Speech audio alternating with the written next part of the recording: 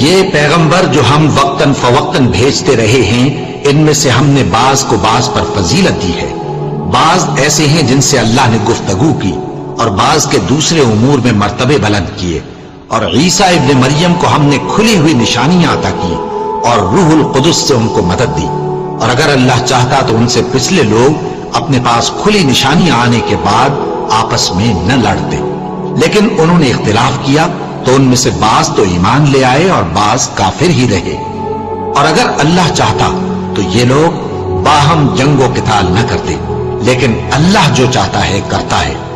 اے ایمان والو، جو مال ہم نے تم کو دیا ہے اس میں سے اس دن کے آنے سے پہلے پہلے خرچ کر لو جس میں نہ اعمال کا سودا ہو اور نہ دوستی اور سفارش ہو سکے، اور کفر کرنے والے لوگ ظالم ہیں۔ اللہ وہ معبود برحق ہے کہ اس کے سوا کوئی عبادت کے لائق نہیں، زندہ ہے، سب کو تھامنے والا، اسے نہ اونگ آتی ہے نہ نیند، جو کچھ آسمانوں میں اور جو کچھ زمین میں ہے سب اسی کا ہے۔ کون ہے کہ اس کی اجازت کے بغیر اس سے کسی کی سفارش کر سکے؟ جو کچھ لوگوں کے روبرو ہو رہا ہے اور جو کچھ ان کے پیچھے ہو چکا ہے اسے سب معلوم ہے، اور لوگ اس کی معلومات میں سے کسی چیز پر دسترس حاصل نہیں کر سکتے۔ ہاں، جس قدر وہ چاہتا ہے اسی قدر معلوم کرا دیتا ہے۔ اس کی بادشاہی اور علم آسمان اور زمین سب پر حاوی ہے، اور اسے ان کی حفاظت کچھ بھی دشوار نہیں۔ وہ بڑا عالی رتبہ ہے، جلیل القدر ہے۔